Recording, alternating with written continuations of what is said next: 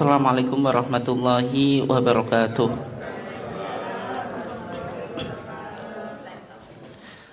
Alhamdulillahi wahdah, wassalatu wassalamu ala man la nabiyya ba'dah, amma ba'd. Yang saya hormati Ketua PCM Balen dan seluruh jajarannya, Bapak-bapak dan ibu-ibu sekalian, jamaah ketarjian Ahad pagi yang dimuliakan Allah. Alhamdulillah, pada pagi yang cerah ini kita masih diberikan oleh Allah Subhanahu wa taala nikmat yang berupa kesehatan dan juga kesempatan, sehingga kita masih tetap bisa istiqomah dalam upaya kita mentradisikan kajian ketarjian di lingkungan warga Muhammadiyah. Salawat dan salam semoga tetap terlimpahkan kepada Nabiullah Muhammad SAW, keluarganya, sahabatnya, dan seluruh orang yang mengikuti sunnahnya sampai hari kiamat. Bapak dan ibu sekalian yang dimuliakan Allah, insya Allah topik yang akan kita angkat pada pagi hari ini cukup penting untuk kita coba kaji dan kita ilmui, yang berkaitan dengan money politik atau politik uang menurut perspektif Muhammadiyah.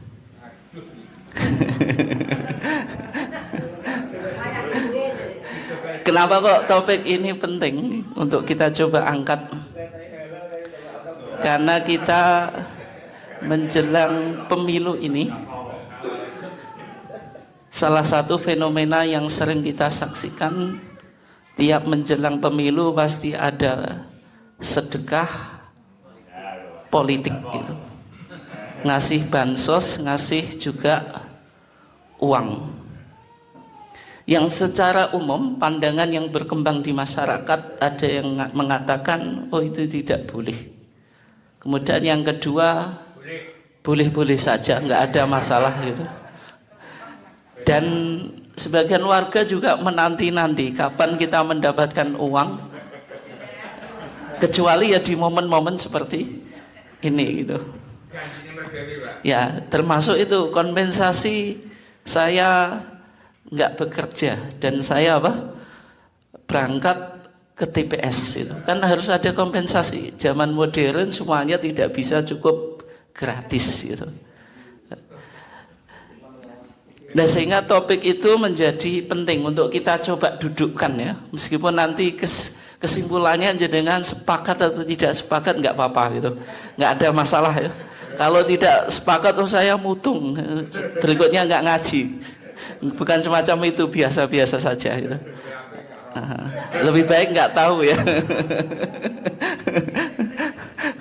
Nah, ketika kita bicara tentang suap menyuap dalam Islam, itu diistilahkan dengan istilah riswah. Diistilahkan dengan istilah apa? Riswah. Secara leksikal atau secara etimologis, bagaimana dalam fikih anti korupsi Muhammadiyah, riswah itu bermakna al-ju'al. Al-ju'al itu upah, hadiah, pemberian atau komisi. Dan sedangkan menurut istilah yang disebut riswah itu tindakan memberikan harta dan yang semisalnya untuk membatalkan hak milik pihak lain atau mendapatkan atas hak milik pihak lain. Itu definisi apa? Riswah. Dan tujuan orang melakukan riswah atau suap itu, yang pertama membatalkan kebenaran, yang kedua apa? Mewujudkan kebatilan. Itu yang disebut apa? Riswah. Nah, kemudian kalau kita bicara tentang dalil yang berkaitan dengan riswah, di antara dalilnya bisa kita temukan dalam kitab Bulughul Maram yang ditulis oleh Al-Hafidh Ibnu Hajar Al-Asqalani. Di Kitabul Qadha.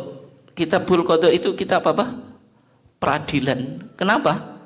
Karena secara umum orang menyuap itu kepada pihak hakim. Tapi dalam konteks sekarang tidak harus hakim saja, termasuk orang yang menduduki jabatan tertentu, jabatan apapun. yang keputusannya itu punya legalitas atau punya konsekuensi. Kita temukan di sana hadis Abu Hurairah. Qala la'ana Rasulullah sallam arasyiya wal murtasyiyah fil hukmi. Rasulullah itu melaknat arasyiya, orang yang menyuap, wal murtasyiyah, dan orang yang disuap, fil hukmi, dalam hukum. Rawahu Ahmadu wal arba'atu, diriwayatkan oleh Imam Ahmad dan Imam hadis 4, yaitu siapa? Al-Imam At-Tirmidzi atau Abu Isa At-Tirmidzi, kemudian Al-Imam Abu Dawud, kemudian Al-Imam An-Nasai dan Imam Ibnu Majah. Wa hasanahu At-Tirmidzi, dan hadis ini dinilai hasan oleh Imam Tirmidzi, wa sahahahu Ibnu Hibban, dan disahihkan oleh Imam Ibnu Hibban. Berarti kalau kita lihat dalam hadis ini, Bapak dan Ibu sekalian yang dimuliakan Allah, ada 3 pelaku dalam suap menyuap. Ada 3 pelaku. Yang pertama Arosy. Arosy itu man yu'ti alladhi yu'inuhu alal batil, orang yang ngasih, yang bisa mengasih kepada seseorang yang bisa membantunya untuk melakukan apa? Kebatilan. Wal murtasi al-akhid, yang murtasi itu yang ngambil uang, tapi tentu melibatkan pihak yang ketiga, itu yang disebut apa Pak? Maklar. Maklar itu termasuk kena laknat di sini atau tidak? Yang mensukseskan. Nah, di riwayat Imam Ahmad, wazada Ahmadu, dan Imam Ahmad menambah wara'isyah. Ini istilah yang ketiga Pak. Ara'isyah itu maklarnya.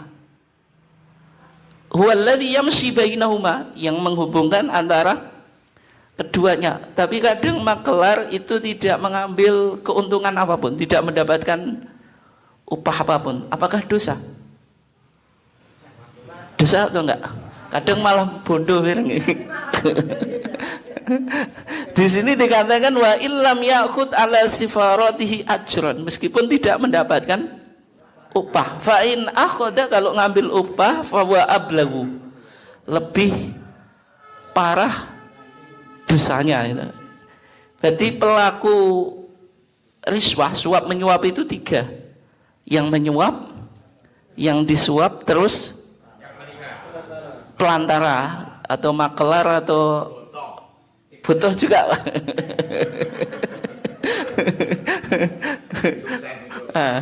Kemudian bagaimana hukumnya riswah?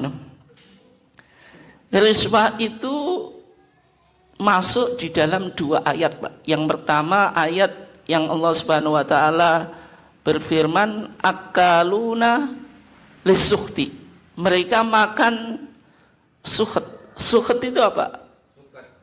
Bukan sukhat. Sukhat itu riswah. Sebagaimana penafsiran Ibnu Mas'ud ya. Ketika Ibnu Mas'ud ditanya apakah sukhat itu riswah, Ibnu Mas'ud menjawab tidak. Tapi wa ma lam yahkum bima anzalallah fa ulaika humul apa? Kafirun zalimun, terus fasikun. Siapa yang tidak berhukum dengan apa yang diturunkan oleh Allah, maka dia orang yang kafir, dolim, fasik. Misalnya hakim tidak memberikan putusan perkara secara benar, secara objektif, ya berarti tadi kafir, dolim, fasik. Tetapi kata Ibnu Mas'ud, walakin nasuhta ayasta'inaka arajulu ala madlamatihi. Tetapi yang disebut suhad itu orang meminta kamu untuk menolong kedolimannya. Fayuhdilaka, terus kamu dikasih hadiah. Kata Ibnu Mas'ud, fa in ahdalaka fala taqbal. Kalau dia ngasih hadiahmu kepadamu, maka jangan terima. Bisa dipahami ya? Ini surat yang pertama. Berarti konteksnya menolong, tolong menolong dalam kebatilan. Ada apa? Tips, ada hadiah gitu. Yang kedua, riswah itu masuk dalam ayat wala ta'kulu amwalakum bainakum bil batil. Janganlah kamu memakan harta sesamamu dengan cara yang batil. Wa tudlu biha ilal hukam. Orang supaya mendapatkan harta orang lain kadang diajukan ke pengadilan. Setelah diajukan ke pengadilan, hakimnya disogok. Kemudian hakim memberikan putusan yang melegalkan orang yang sebenarnya tidak punya hak itu. Itu litakulu fariqon min amwalin nasi bil itsmi, memakan sebagian harta manusia dengan bil itsmi, dengan dosa. Wa antum ta'lamun, sedang kamu tahu realitasnya kalau ini bukan kepemilikanmu. Itu dua ayat yang berkaitan dengan apa? Riswah. Kemudian kalau kita coba klasifikasikan ya, pendapatan hakim atau posisi jabatan lainnya, Pak. Kalau ulama klasik mengklasifikasikan menjadi tiga. Ada yang disebut riswah, suap, hadiah, gaji, kemudian rezeki. Ini tidak harus hakim, semua jabatan. Riswah tadi suap. Seorang hakim mendapatkan pendapatan untuk memutuskan sesuatu secara batil. Ini jelas apa? Jelas haram ya. Hadiah, kalau hadiah bagaimana? Hadiah, Pak. Enggak, hadiah kalau orang itu sebelum punya kasus misalnya sering ngasih hadiah kepada hakim. Hakimnya misalnya belum jadi hakim, pokoknya teman dekat apalah. Biasa hadiah menghadiahi. Itu enggak apa-apa. Tapi kalau tiba-tiba ada orang yang ngasih hadiah, terlebih orang itu punya kasus hukum, itu halal atau haram? Haram. Kayak misalnya dalam penyeleksian karyawan, panitianya biasanya kan didatangi ya, kasih apa Pak? Tuh, ayam bakar ya. Titip Pak ya, titip. Titip kasih ayam bakar macam-macam. Sebelumnya nggak pernah ngasih ayam bakar, tiba-tiba kok ngasih ayam bakar. Semacam itu potensi masuk riswah. Kenapa? Karena secara psikologi itu menjadikan apa yang dilakukan tidak objektif. Itu jelas secara psikologi, dengan tidak harus pendekatan agama ya, pendekatan psikologi. Kebaikan seseorang itu tetap membawa pengaruh. Bawa pengaruh atau enggak? Bawa. Sehingga apalagi hakim harus objektif, semacam itu tidak boleh. Kemudian yang berikutnya gaji sama rizki. Kalau ini tidak begitu ada masalah Pak di konteks sekarang. Kalau dulu, kalau sudah dapat gaji nggak boleh mendapatkan rizki dari baitul mal. Kalau dapat dari baitul mal tidak boleh mendapatkan gaji. Kalau sekarang sudah cukup diatur ya gitu. Nah kalau itu kalau disepakati nggak apa-apa maksudnya. Ya. Tergantung apa kebijakannya. Kalau dulu kan diatur Pak, kalau seorang hakim tidak mendapatkan gaji, dikasih uang dari baitul mal, itu namanya rizkun. Tapi kalau mendapatkan uang dari baitul mal tidak digaji. Tapi kalau ingin dua-duanya tidak boleh. Misalnya masih hakim minta bantuan ke lembaga sosial. Misalnya guru, jenengan guru sudah dapat gaji dari lembaga sosial, boleh atau enggak Pak? Kalau konteks sekarang kalau disepakati enggak dianggap masalah ya tidak apa-apa. Tapi dulu kebijakannya kan bisa dipahami atau enggak? Bisa ya?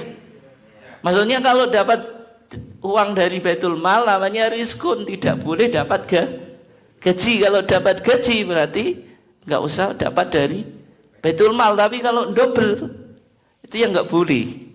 Tapi ini berkaitan dengan kebijakan Pak. Kalau sekarang guru misalnya atau pegawai apapun memang gajinya enggak mencukupi, didukung oleh lembaga sosial, boleh atau enggak? Ya boleh gitu.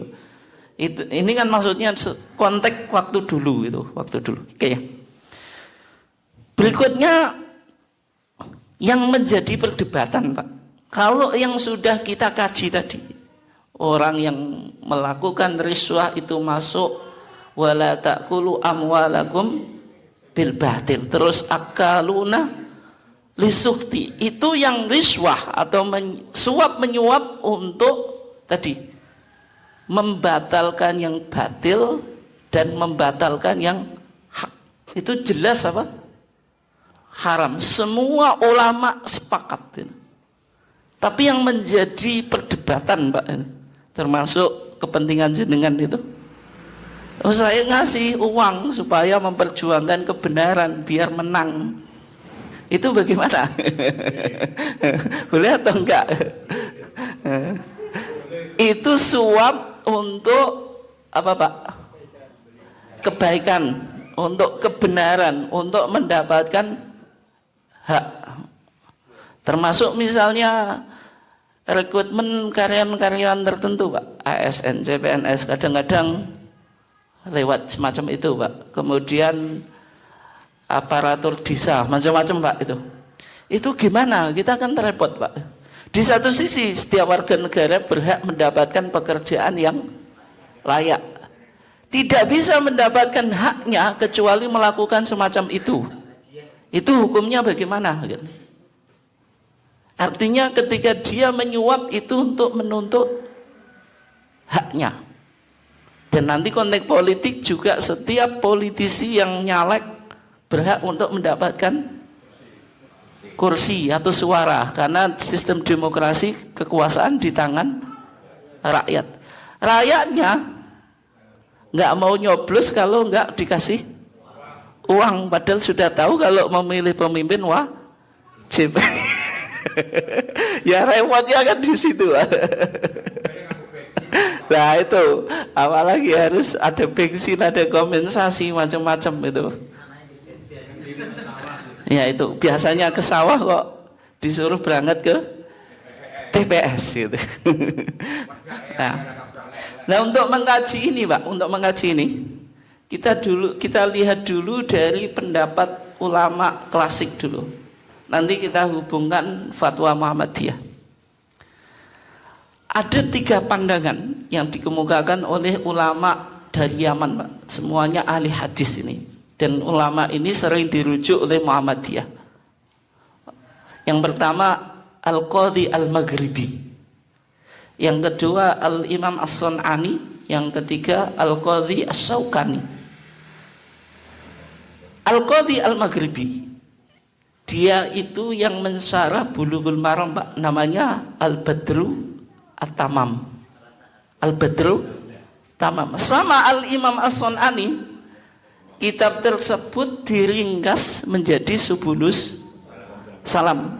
Yang Badru Tamam ini enggak begitu banyak diketahui oleh orang, Pak, karena dulu masih manuskrip, tapi sekarang sudah dicetak dan saya punya, Pak. Lebih terkenal ringkasannya yaitu As-Sun'ani. Padahal As-Sun'ani itu ngambil dari Al-Badru Tamam. Yang kitab Subulus Salam ini sering dirujuk oleh ulama-ulama tarjih. HPT jilid 1 itu rujukannya diantaranya Subulus Salam. Yang kedua Al-Qadhi As-Sawqani, itu mensyarah kitab hadis namanya Muntaqal Akhbar. Itu karangannya Ibnu Taimiyah Al-Jaddu, kakeknya Ibnu Taimiyah itu, yang terkenal dengan Syekhul Islam Ibnu Taimiyah, tapi itu kakeknya. Kitab tersebut disyarah oleh Imam As-Sawqani jadi Nailul Autor, dan Nailul Autor ini rujukan di HPT jilid 1, Pak. Kalau kita bisa simpulkan, Pak, HPT kita itu referensi primernya ya diantaranya 2 ini. Kalau enggak Nailul Autor ya Subulus Salam. Sehingga dua kitab ini sangat penting dalam keilmuan atau tradisi keilmuan ketarjihan Muhammadiyah, Pak. Kita lihat nanti 3 pandangan ulama dari Yaman ini, Pak. Yang pertama Al-Maghribi, yang kedua As-Sun'ani, yang ketiga As-Sawqani. Kita awali dari pandangannya Al-Maghribi, Pak.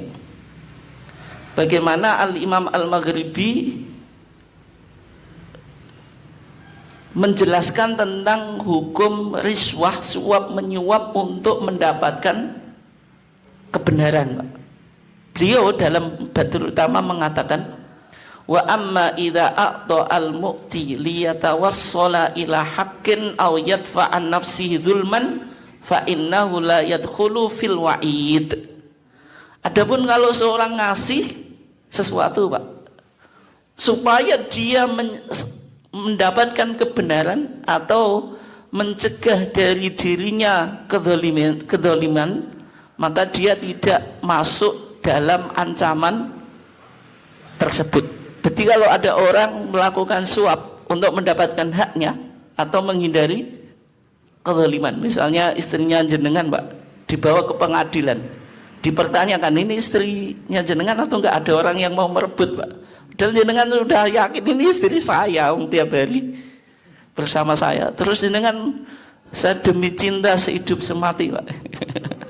Akhirnya mengeluarkan uang untuk menyogok hakimnya. Yang semacam itu terus jenengan menang. Kira-kira nyuap atau enggak, Pak? Hah? Kalau menurut ini tidak. Tidak, Pak.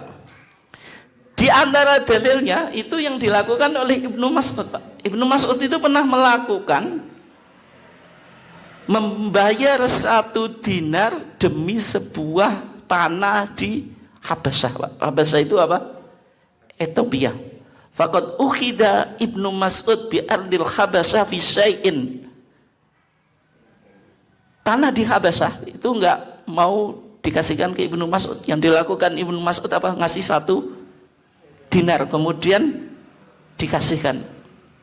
Jadi Ibnu Mas'ud sendiri pernah membayar 1 dinar gitu. Ini bagi yang menyuap, Pak. Kalau yang disuap bagaimana? Yang menyuap itu kan dia tahu ini hak saya, harus kembali pada saya, dilakukanlah apa? Riswah atau suap. Nah, bagaimana kalau yang disuap, Pak? Dosa atau enggak? Nawar rezeki. Dilihat dulu. Kalau putusannya apa? Putusannya itu bisa merubah yang hak menjadi batil, yang batil menjadi hak, itu haram hakimnya. Tapi kalau hakimnya itu mau dikasih atau enggak, itu enggak punya konsekuensi, karena dia dalam memutuskan sesuai prosedur. Yang semacam itu hakimnya menerima uang suap dianggap tidak apa-apa, karena uang yang dikasih atau hadiah yang dikasih tidak memberikan pengaruh pada apa? Putusannya. Bisa dipahami atau enggak? Ya. Berarti kalau al-maghribi, Pak, ini lebih luas. Yang nyuap tidak apa-apa. Yang disuap ketika putusannya tidak punya konsekuensi apapun, maksudnya apa? Tidak memberikan pengaruh pada hadiahnya, tidak memberikan pengaruh pada putusannya, itu dianggap tidak apa-apa. Ini penting, Pak atau Bu? Kadang kelihatannya kan jenengan tertarik dengan pandangan ini kan. Nah, Al-Maghribi ini gurunya Imam As-Sun'ani, Pak. Sama Imam As-Sun'ani dipertegas di Bulughul Maram itu. Kalau dikasih suap, tapi kata Imam Syaukani ya, itu haram bagi hakimnya. Kalau yang ngasih itu tidak haram karena dia menuntut apa? Haknya. Wakilah, dan dalam satu pendapat tahrumu, itu juga haram li annaha tuqi'u al-hakim fil itsmi, karena hadiahnya ini bisa menjatuhkan hakim dalam perbuatan dosa. Berarti kalau Imam As-Sun'ani itu agak bimbang, Pak.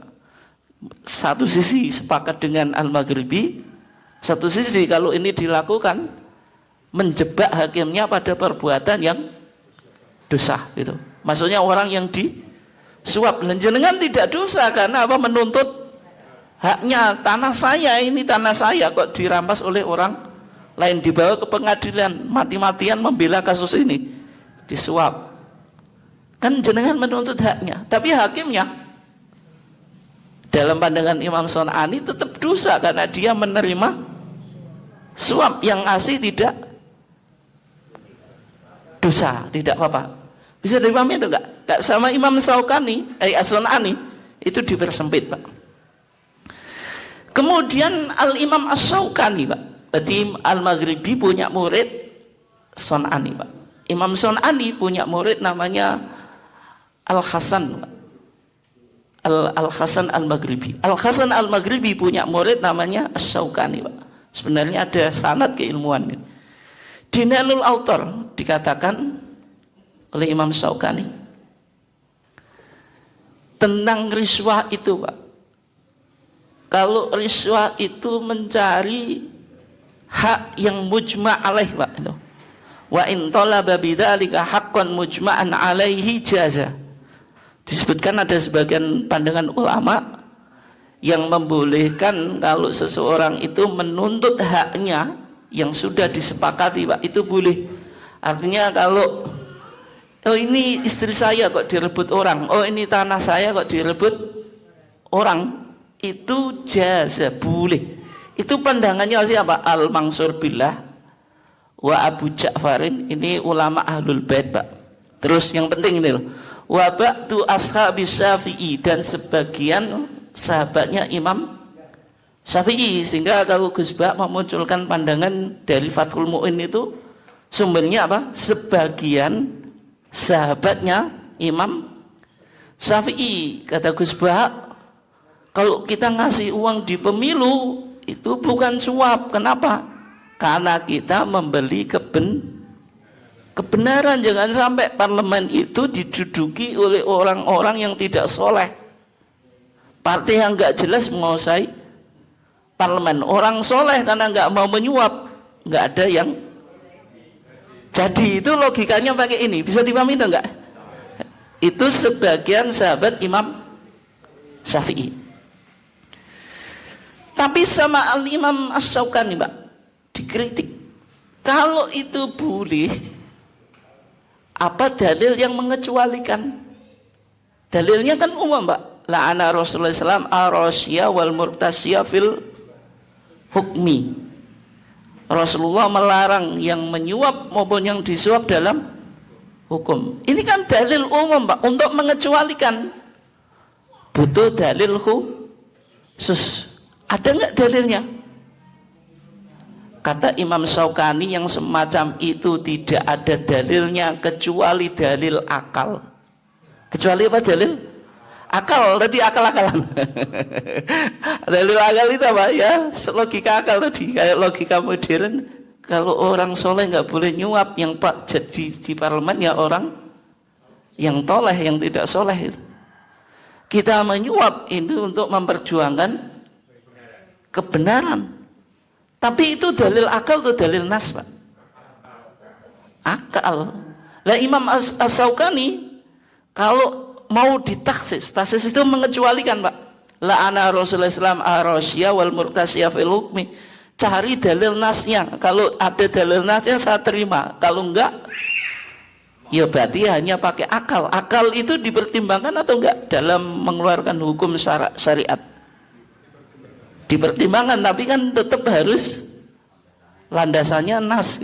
Itu logika Imam Syaukani. Yang kedua, Pak, ini Imam Syaukani tidak sepakat terhadap Al-Maghribi. Kata Imam Syaukani, kalau orang menyuap boleh demi kebenaran, Pak, itu ada dua kemungkinan. Yang pertama, Pak, dia mendapatkan kebenarannya, dia apa? Mendapatkan kebenarannya, tapi hakimnya tidak membenarkan kebenarannya kecuali dapat imbalan. Bisa dipahami itu kayak ini? Bisa ya?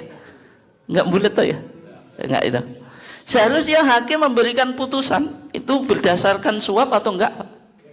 Tidak, dia tugas dia mau dapat uang atau tidak sudah digaji, dan ini tugasnya. Tidak harus putusannya itu baru diputuskan secara benar ketika dapat upah. Yang kedua, kalau hakimnya memutuskan dengan tidak yang secara baik, Pak, putusannya menyalahi fakta di lapangan, Berarti ini lebih apa? Lebih bobrok lagi.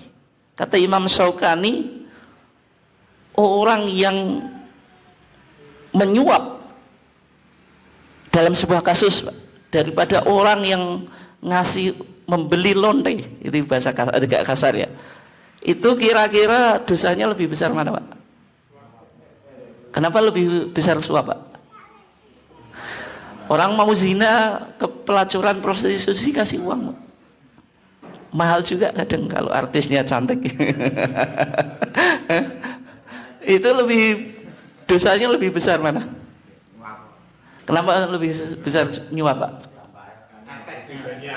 Efeknya lebih banyak. Kata Imam Syaukani, termasuk efek itu dengan kata Imam Syaukani, yang mengeluarkan uang rela yang mana, Pak?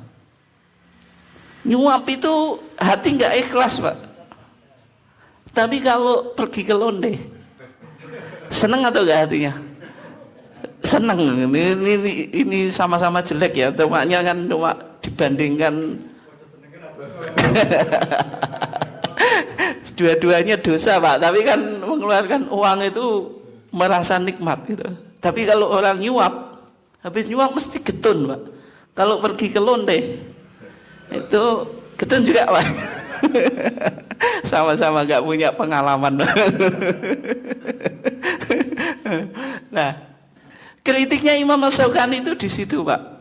Jadi kalau mau dikecualikan harus ada dalil secara nas. Kata Imam Syaukani, kalau karena tidak ada dalil secara nas, ini namanya takhsisun biduni mukhassisin, mengecualikan hukum tanpa ada pengecualian secara nas. Tidak ada yang bisa mengecualikan kecuali akal, dan akal itu tidak bisa dijadikan pegangan. Kata Imam siapa? Syaukani. Dan kritiknya lebih tajam, Pak. Wala yaghtaru bimithli hada, jangan terkecoh pendapatnya Imam Al-Maghribi ini. Illa man lam ya'rif kaifiyatul istidlal, kecuali kalau orang tidak paham bagaimana cara berhukum. Wal qail rahimahullahu taala kana qadhiyan, yang bilang itu hakim. Gimana hakim kok punya pendapat seperti ini? Ini kritiknya pedas, Pak. Itu bisa dipahami ya? Oke. Berarti dari kesimpulan kita, suap untuk menuntut hak itu ada dua pandangan, Pak. Ada yang halal, menganggapnya halal karena apa? Menuntut hak ini tidak bisa didapatkan kecuali dengan suap. Yang kedua bilang haram. Kalau haram ya haram gitu. Gak ada dalil yang bisa mengecualikan kecuali dalil akal, sedangkan dalil akal itu tidak dipertimbangkan. Itu kesimpulan kita, Pak. Sekarang ini yang lebih penting, jenengan dengerin betul-betul. Bagaimana pandangan Muhammadiyah tentang suap menyuap, Pak? Boleh atau enggak? Yang pertama bisa kita temukan di TJA, tanya jawab agama, jilid 3 halaman 213. Di sana dikatakan, suap dengan maksud agar hak seseorang yang bukan haknya menjadi hak pemilik suap, seperti dalam pemberian suap kepada hakim agar hakim memenangkan perkara, atau pemberian kepada seseorang dengan maksud memberikan suatu imbalan padahal menurut ketentuan bukan haknya, maka suap itu haram. Harta yang didapat juga haram. Ini jelas ya, jelas. Karena tadi membatalkan yang hak atau membatalkan apa, Pak? Menjadikan yang batil hak, itu jelas sepakat. Tapi bagaimana kalau haknya? Ini Majelis Tarjih kok jawabannya gini, Pak. Ini contohnya. Orang ikut seleksi penerimaan karyawan, Pak. Sudah ikut tes. Tapi SK-nya nggak turun. Supaya SK-nya cepat turun, digotek, Pak. Itu sudah menjadi haknya atau belum? Ada yang bilang sudah haknya, ada yang tidak. Dia sudah dinyatakan lolos, tapi masalahnya SK-nya ini belum turun. Yang dilakukan digotek, Pak. Kata Majelis Tarjih, Pak, yang semacam itu tetap dianggap riswah dan haram. Ini fatwa pertama, Pak. Nanti jenengan cek di TJA jilid 3 halaman 213. Yang kedua Pak, ini lebih spesifik gitu. Tapi jelas nggak menguntungkan jenengan Pak. Ini susah diaplikasikan juga. Suap saat pilkades. Bisa jenengan download nanti karena belum masuk TJA Pak. Tulis aja di searching di Google itu. Suap saat pilkades. Ini disidangkan tahun 2013 Pak. Dalam pilkades itu biasanya ada berbagai macam manuver, di antaranya yang ngasih bansos kalau menjelang coblosan yang besar-besaran Pak. Oh sana 100.000, saya 200.000. Sana 200.000, saya 300.000. Satu orang dibeli 1 juta juga Pak. Itu hoax atau betulan Pak? Betul.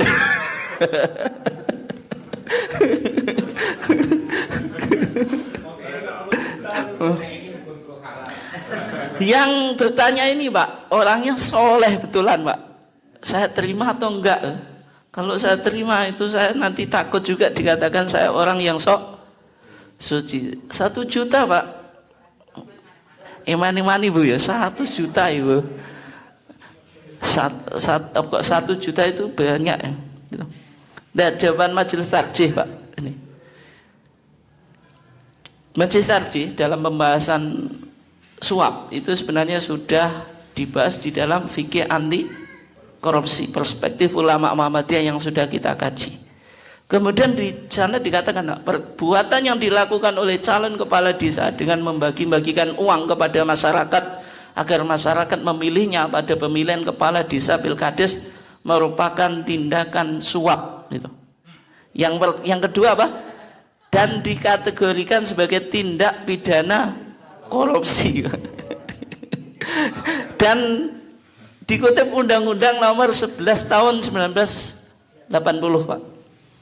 Kalau yang ngasih suap itu di ancaman pidananya 5 tahun, dendanya 15 juta rupiah. Kalau menerima 3 tahun, ancaman dendanya berapa? 15 juta rupiah. Yang ngasih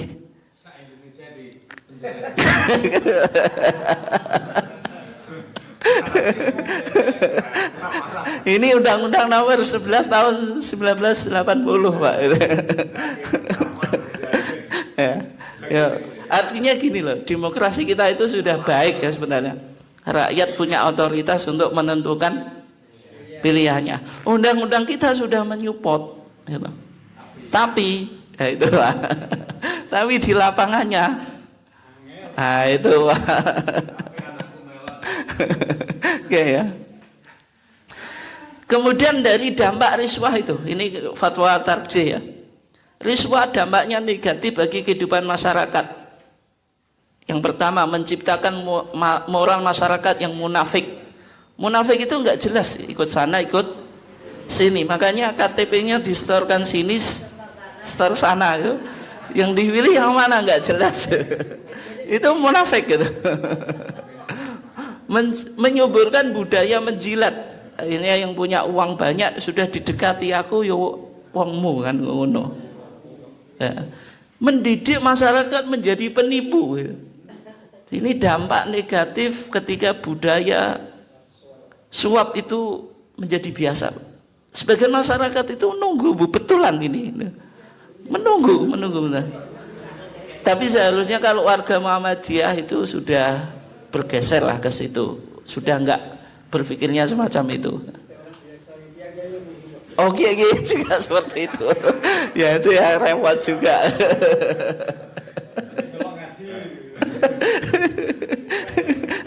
Oke ya.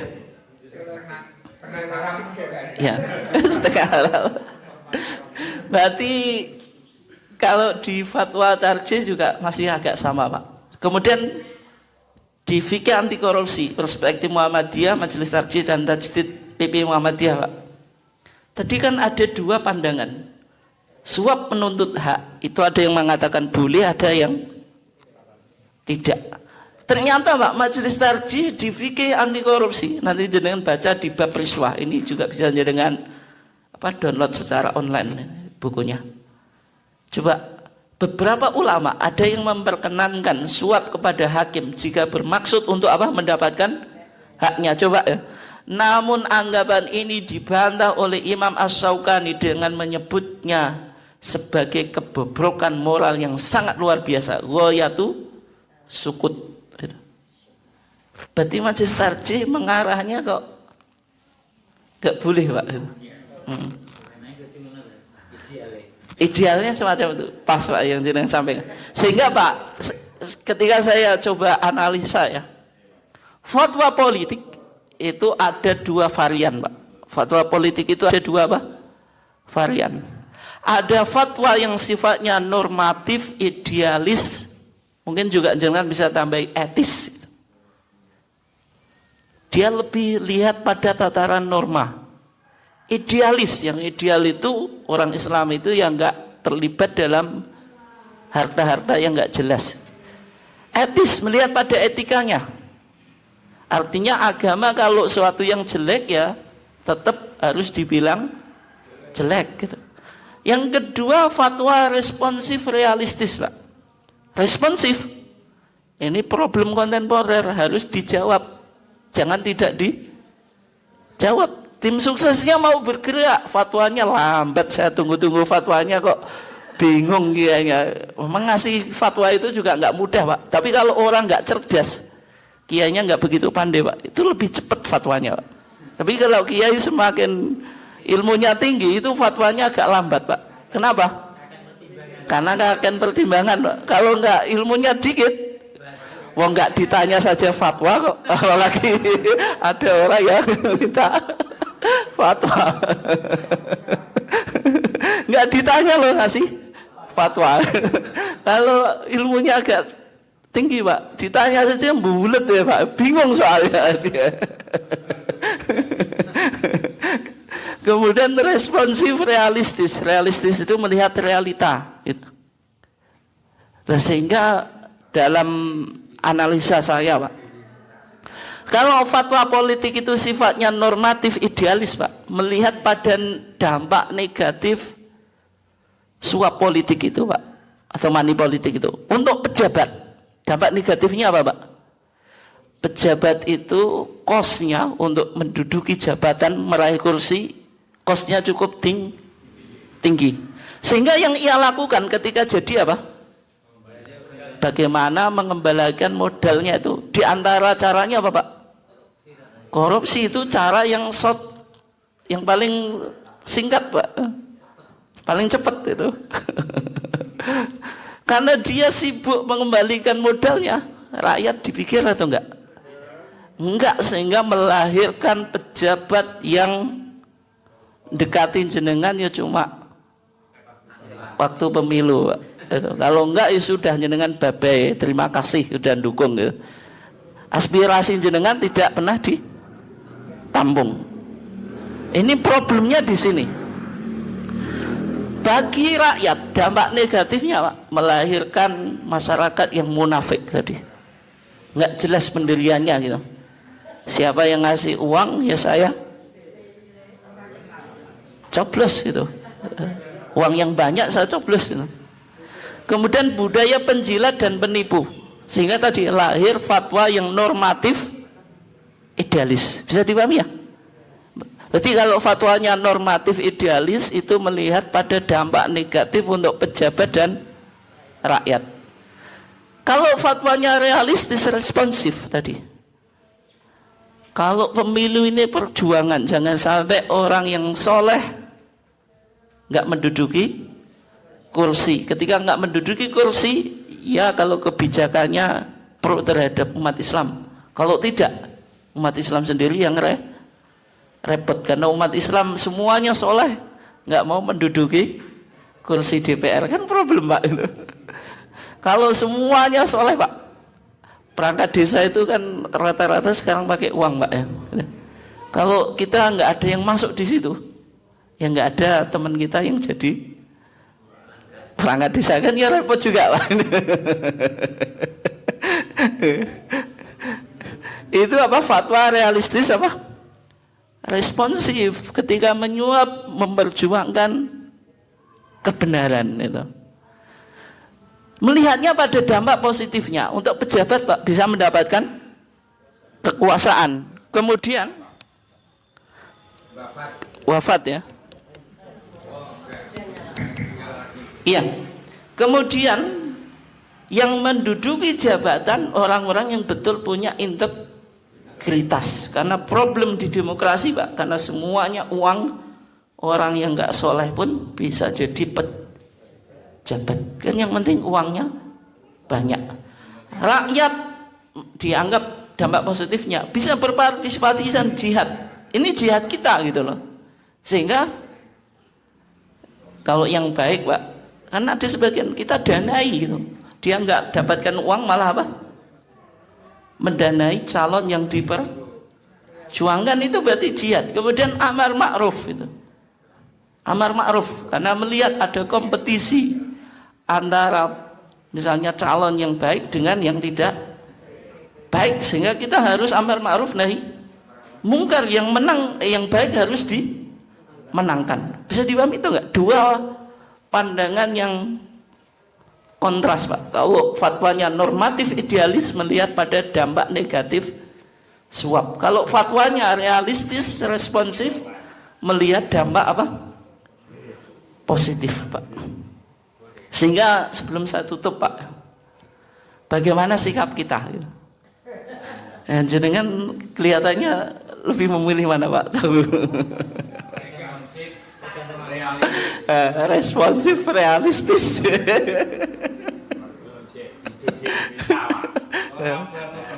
Ya itu ya, terasa itu.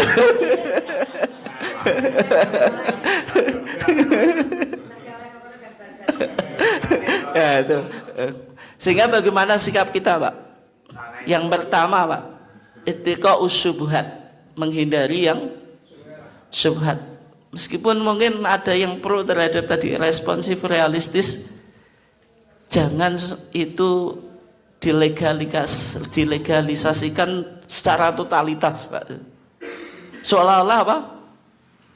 Halal secara mutlak. Wafat ya.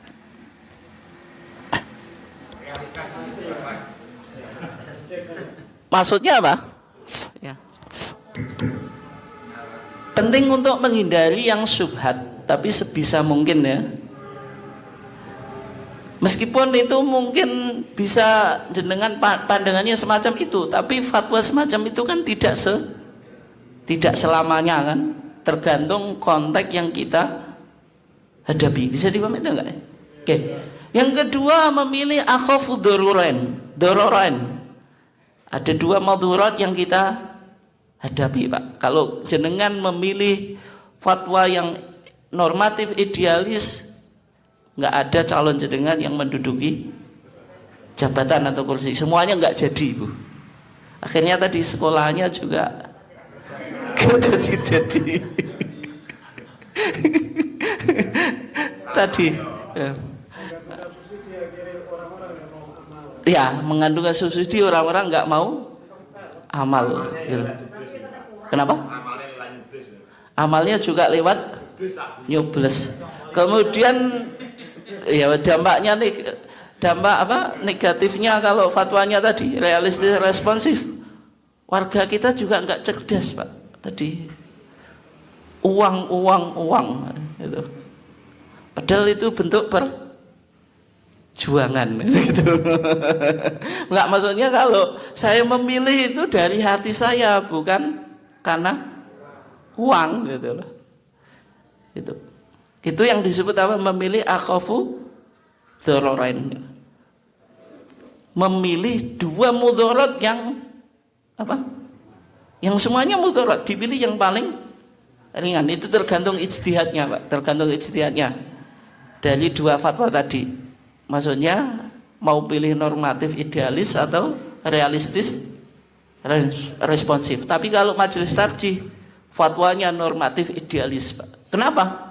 Majelis tarjih itu lembaga formal fatwa, tidak mungkin mengeluarkan fatwa bertentangan dengan undang ya salah majelis tarjih kalau fatwanya mengikuti selera jenengan tadi realistis responsif. Gitu ya. Nah kemudian kalau dapat uang, ini penting Pak untuk disampaikan di masyarakat itu. Udah menerima bantuan nggak apa-apa, tapi kalau bisa, kalau berupa uang dikeluarkan untuk kepentingan umum gitu. Kalau bisa jangan dimakan, itu kan paling nggak syubhat Pak, uang semacam itu. Iya, gitu. Gustul Kawi, ya sama Pak, sama. Ya dibuat makan, dibuat beli minuman ya sama. Di hadisnya kan apa kemarin? Wa mat'amuhu haram, yang dimakan haram, wa masrabahu haram, yang diminum haram, wa malbasahu haram, yang dipakai juga haram, wa ghudiya bil haram, semuanya haram. Fa anna yustajabu laha, bagaimana doanya bisa dikabulkan? Itu ya, yang jelas saya tidak menyimpulkan, jenengan tahu arahnya kemana gitu. Tapi yang sebisa mungkin menghindari yang syubhat, memilih dua madharat yang paling ringan gitu. Mungkin itu saja. Ada yang dikomentari atau apa itu? Atau yang ditanyakan silahkan kalau ada.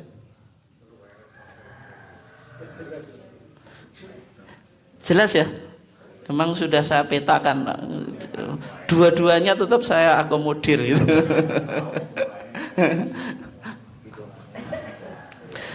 Oke, kurang lebihnya mohon maaf. Wassalamualaikum warahmatullahi wabarakatuh.